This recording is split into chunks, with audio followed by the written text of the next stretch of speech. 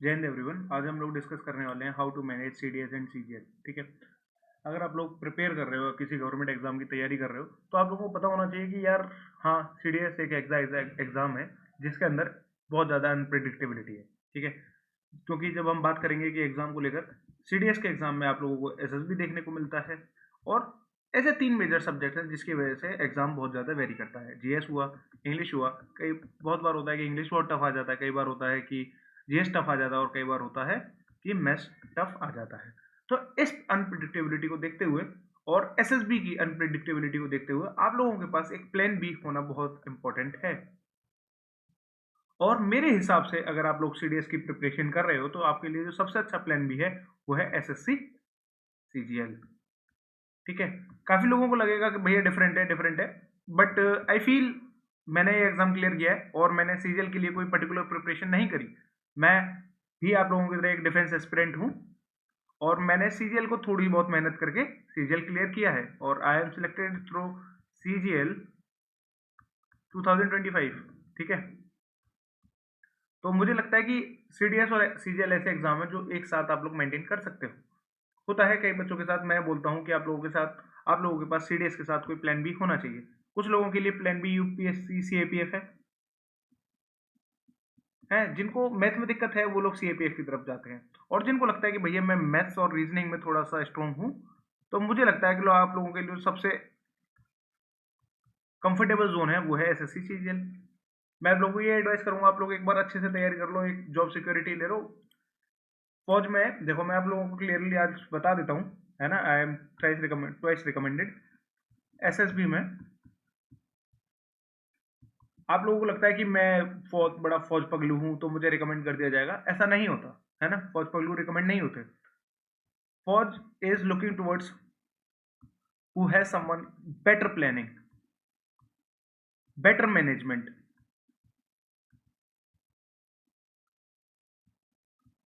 ठीक है। और बेटर प्लानिंग और बेटर मैनेजमेंट से भैया आपका क्या मतलब है? मेरा मतलब है कि आप लोग अपने फ्यूचर को लेके सोचते हो या नहीं। बस आप जा रहे हो, एसएसबी दे रहे हो, बाहर हो जा रहे हो, है ना। इससे क्या सीखने को मिल रहा है? क्या आप चीजों को एनालाइज कर रहे हो? आप लोगों को पता होना चाहिए कि यार SSB not something which is going to be meant to be correct. आपको पता होना चाहिए कि यार मेरी प्रायोरिटी मेरी फैमिली है।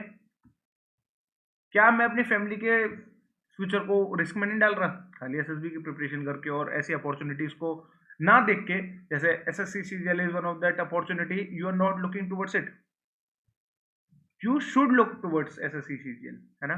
तो आज हम लोग वही चीजें डिस्कस करने वाले हैं कि यार भैया कैसे प्रिपरेशन कर सकते हैं हम सीडीएस 2026 की और सीजीएल 2026 की। क्या ओवरलैप्स होते हैं इन दोनों एग्जाम्स में, और किस चीज के लिए हमें क्या चीजें पर्टिकुलरली अच्छे से प्रिपेयर करनी पड़ेंगी। ठीक है। तो मैं सबसे पहले डिस्कस करना स्टार्ट करता हूँ। हम लोग सबसे पहले, अगर हम दो एग्जाम्स के बारे में बात करते हैं, तो सबसे पहले हम लोग डिस्कस करेंगे सिलेबस। क्या सिलेबस है इस एग्जाम का? देखो, सीडीएस ने क्लियरली बोल रखा है तीन सब्जेक्ट हैं, तीन पेपर होने हैं। अगर आप लोग आईएमए के लिए प्रिपेयर कर रहे हो तो आप लोग सीजीएल के लिए करोगे, तो मैं यही प्रेडिक्ट करते हुए बता रहा हूँ कि आप लोग आईएमए कैंडिडेट्स हो, है ना। तो सबसे पहला जो आता है आपके पेपर, जीएस, इंग्लिश और मैथ्स। और जब मैं बात करता हूँ एसएससी सीजीएल की, तो इसमें आपके जो सब्जेक्ट्स हैं, maths, English, GS and reasoning. तो अब भैया आप लोगों को लग रहा होगा भैया ये तीन सब्जेक्ट तो सेम है, अब तो एग्जाम क्लियर करना बहुत आसान है। ठीक है। हाँ, एग्जाम क्लियर करना आसान है, और रीजनिंग के लिए आपको ऐसा कुछ पर्टिकुलर नहीं प्रिपेयर नहीं करना पड़ता। मैंने क्या किया था, बस मैंने 25 से 30 मॉक दे दिए थे रीजनिंग के, और मुझे लगता है मेरी उसमें ही रीजनिंग अच्छी खासी तैयार हो चुकी थी। ठीक है। और मेरे प्री में 50 मार्क्स थे, 50 आउट ऑफ 50 इन रीजनिंग, और उसमें मेंस में मेरे 86 90 मार्क्स था, हाँ, तो 85 मार्क्स मेरे मेंस में थे आउट ऑफ 90। ठीक है, एक क्वेश्चन गलत था, तो हो जाता है प्रिपेयर। आपको रीजनिंग के लिए ऐसा कुछ अलग स्पेशल नहीं करना। सबसे पहले अब हम लोग बात करते हैं किसकी, सब्जेक्ट की, इंग्लिश, है ना। इस वीडियो में हम लोग बस इंग्लिश और उसको लेकर डिस्कस करेंगे, मैथ्स को जीएस को शायद अलग वीडियो में कवर करूँ, अगर ये वीडियो लंबी नहीं होती है तो मैं इसी वीडियो में कवर कर दूंगा। सबसे पहले रीड इंग्लिश के ना 3 पार्ट होते हैं, रीडिंग, वोकैब और ग्रामर। अगर आप लोग बात करोगे सीडीएस और सीजीएल की, दोनों में तीनों एरियाज को अच्छे से टारगेट किया जाता है। वोकैब सीजीएल में आपको 3 से 4 क्वेश्चन देखने को मिलेंगे, 2 से 5, मैं मेंस की बात कर रहा हूँ।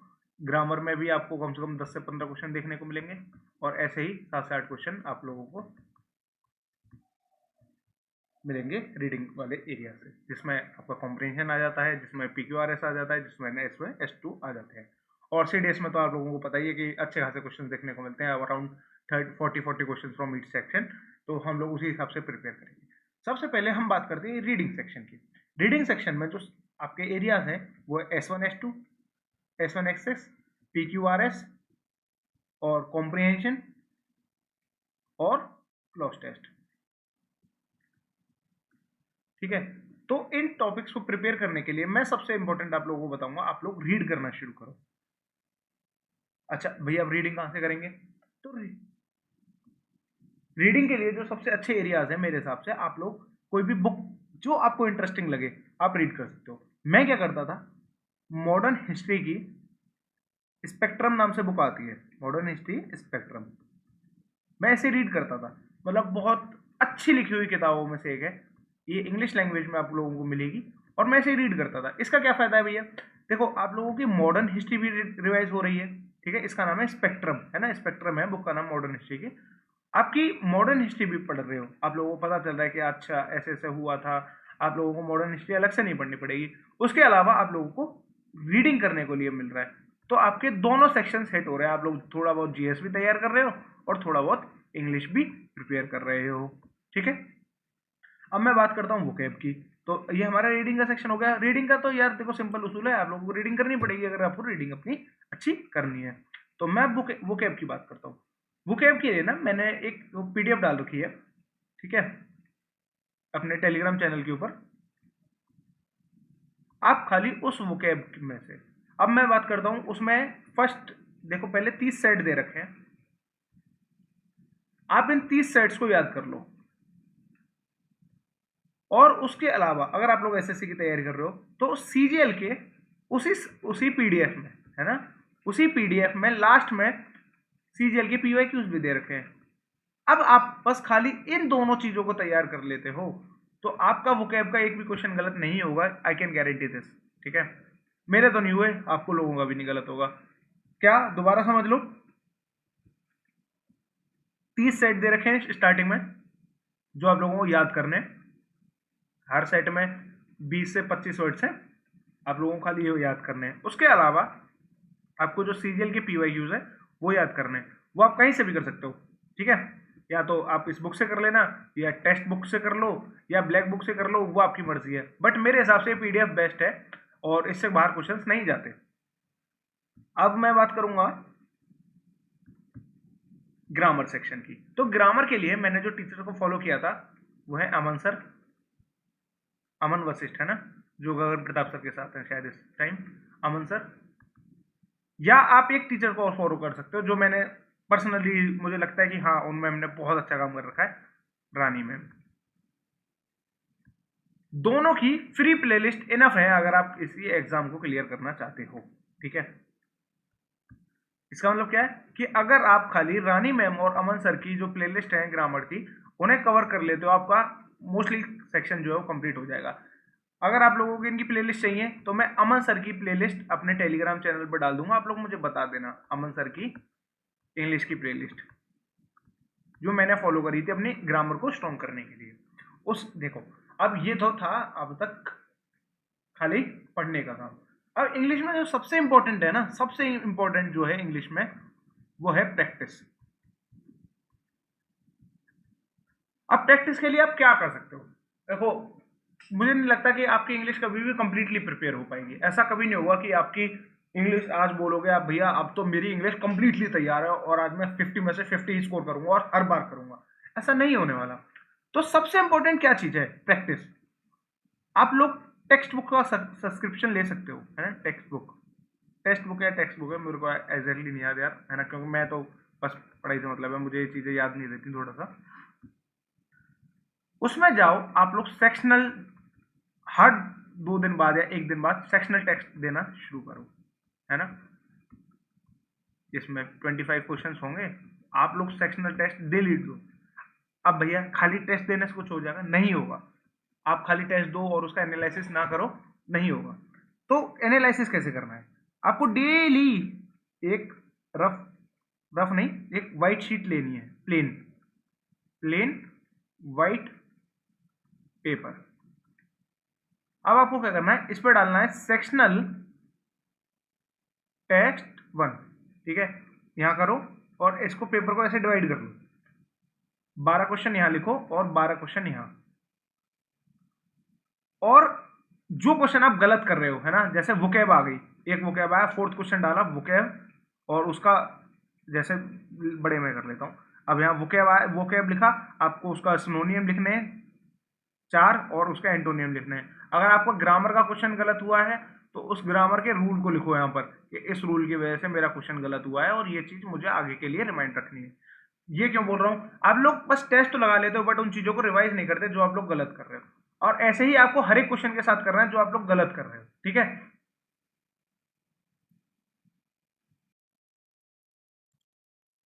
सॉरी, वो इसमें डिस्टर्बेंस हो गया था।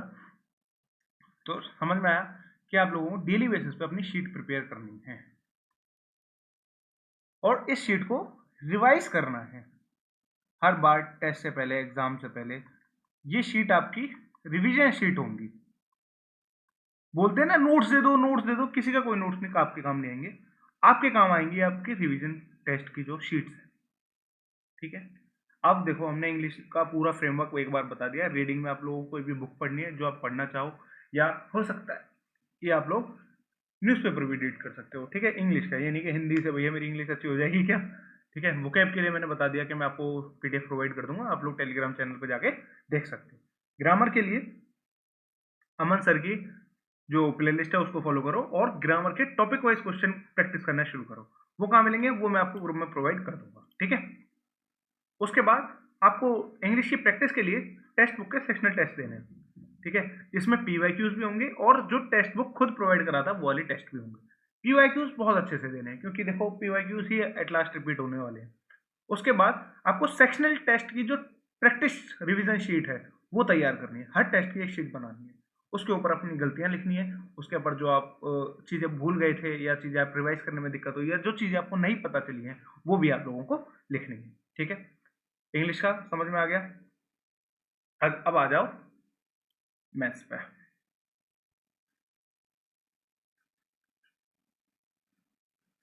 अब सीडीएस ये दोनों के लिए काम करेगी, इंग्लिश की स्ट्रेटेजी, है ना। ऐसा नहीं कि भैया आपने खाली बस उस एसएससी के लिए बता दिया, नहीं, दोनों के लिए काम करेगी। अब बात करते हैं मैथ्स की सीडीएस और सीजीएल की सीजीएल। सीडीएस की जो मैथ्स का लेवल होता है वो हाई होता है, मतलब इतनी देर में आप लोग यहाँ सीजीएल में 4 से 5 सवाल कर लोगे, इतनी देर में वहाँ एक क्वेश्चन कर पाओगे। ये रियलिटी है, कोई माने ना माने, किसी को लगता होगा सीजीएल बहुत टफ है तो आप लोगों को गलत लगता है। मैंने मैथ्स में यहाँ भी 87 मार्क्स स्कोर कर रखे हैं और यहाँ भी मैंने 50 में से 50 स्कोर कर रखे हैं, तो ये आउट ऑफ 100 थे, ठीक है।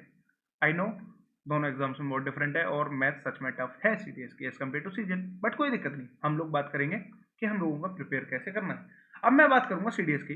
तो सीडीएस में आप लोगों को पता है मैथ्स के 2 सेक्शंस हैं, एडवांस मैथ्स और अर्थमेटिक मैथ, और ऐसे ही सीजीएल के अंदर होता है ना। मैथ्स के आप लोगों को पता है कि 2 सेक्शंस हैं। अब दिक्कत क्या है कि एडवांस मैथ के 80 क्वेश्चन आने वाले हैं और 20 क्वेश्चन आने वाले हैं अर्थमेटिक के। और यही हम बात करेंगे जब सीजीएल की, तो सीजीएल में जो रेशियो रहता है वो 50-50 का रेशियो रहता है, मतलब बराबर क्वेश्चन आने वाले हैं। तो सबसे पहला आपके दिमाग में क्या आना चाहिए कि भैया अगर मैं दोनों एग्जाम के लिए तैयारी कर रहा हूं दोनों एग्जाम्स के लिए, तो मेरा जो टारगेट होना चाहिए वो होना चाहिए एडवांस मैथ। बिल्कुल सही बात है। और मैं आप लोगों को यही एडवाइस करूंगा कि आप लोग सीडीएस होके ओरिएंटेड होके तैयारी करो। अब आप किस टीचर को फॉलो कर सकते हो, सबसे पहले मैं उस चीज के बारे में बात करूंगा। तो मैंने फॉलो किया था गगन प्रताप सर को, बट मैंने ये देखा अपनी मेंटोरशिप के जर्नी के दौरान कि बहुत बच्चे कंफर्टेबल नहीं होते गगन प्रताप के साथ। तो जो एक टीचर मुझे जो लगता है आप लोगों के लिए शायद बहुत कंफर्टेबल होंगे वो है भूतेश सर, है ना। अब उन्होंने परमार सर को ज्वाइन कर लिया है, तो ये ऐसे टीचर हैं जो बहुत बेसिक से चीज़ों को उठाते हैं और एडवांस लेवल तक कराते हैं। अब आप लोगों को करना क्या है, सबसे पहला भूतेश सर की एक प्ले लिस्ट है रिविजन सेशन की, रैपिड रिविजन सीरीज, हाँ शायद यही नाम है, रैपिड रिविजन सीरीज। अगर आप लोग खाली सीडीएस ओरिएंटेड हो तो मेरे हिसाब से आप लोगों को गगन प्रताप सर से पढ़ना चाहिए, ठीक है। जो सबसे पहला आपका प्रायोरिटी ऑर्डर रहना चाहिए चैप्टर्स का वो होना चाहिए सबसे पहले algebra, geometry, mensuration, number system, और फिर आप लोग अर्थमेटिक पर आओ, ठीक है। मैं बोलूंगा पहले इस ऑर्डर को क्लियर करना, ठीक है। ये ऑर्डर आपको सीजीएल में भी हेल्प करेगा और सीडीएस में भी हेल्प करेगा। उसके बाद फिर आपको आना है परसेंटेज, रेशियो एंड प्रोपोर्शन, फिर प्रॉफिट एंड लॉस, और फिर ये टाइम एंड वर्क और टाइम एंड डिस्टेंस वगैरह, ये फालतू के टॉपिक्स, ठीक है। और ये कंपाउंड इंटरेस्ट, सिंपल इंटरेस्ट, ठीक है, बहुत सिंपल होता है, ऐसा कुछ नहीं। अब आपको करना क्या है, मैंने बता दिया आपको रैपिड रिवीजन सीरीज आपको फॉलो करनी है, ठीक है, rapid revision series,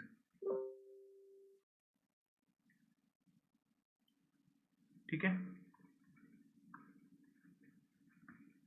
rapid revision series जो है वो है भूतेश सर की। अब जैसे आपने कोई चैप्टर उठाया अलजेब्रा, उसके हर क्वेश्चन को पॉज करो और पहले खुद सॉल्व करने की कोशिश करो।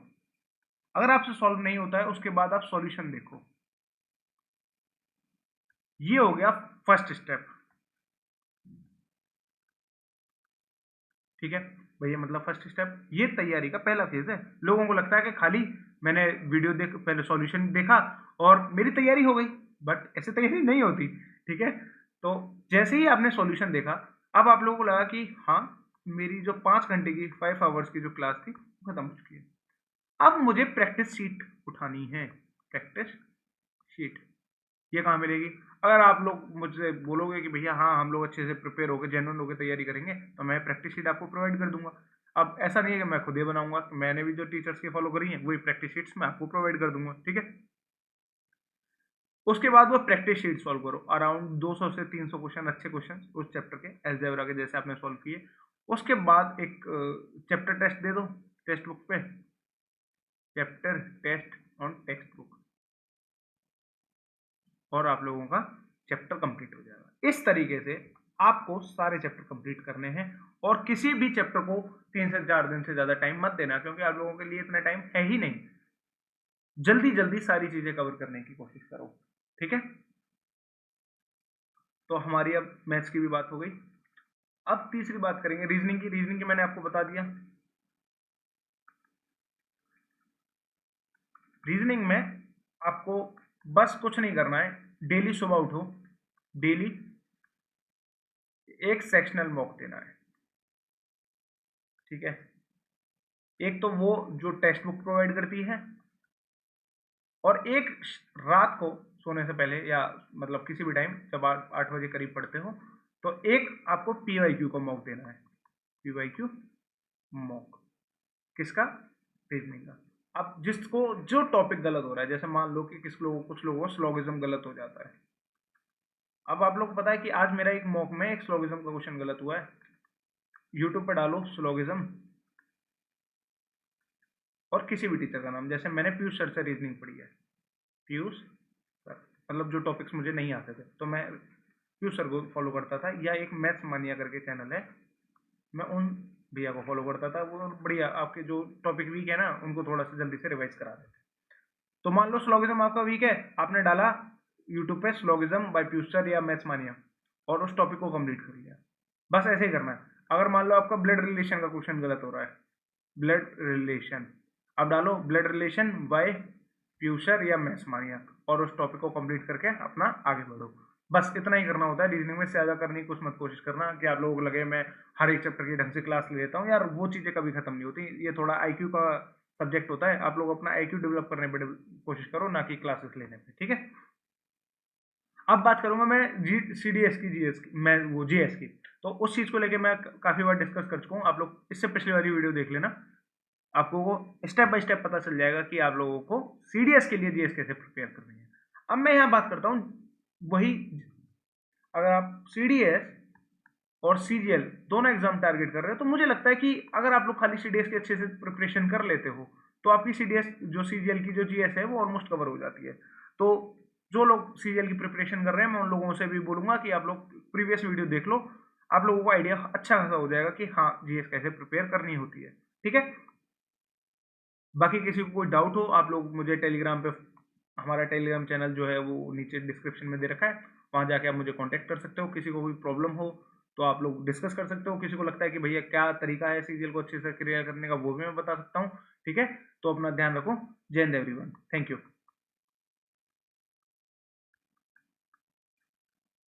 Thank you.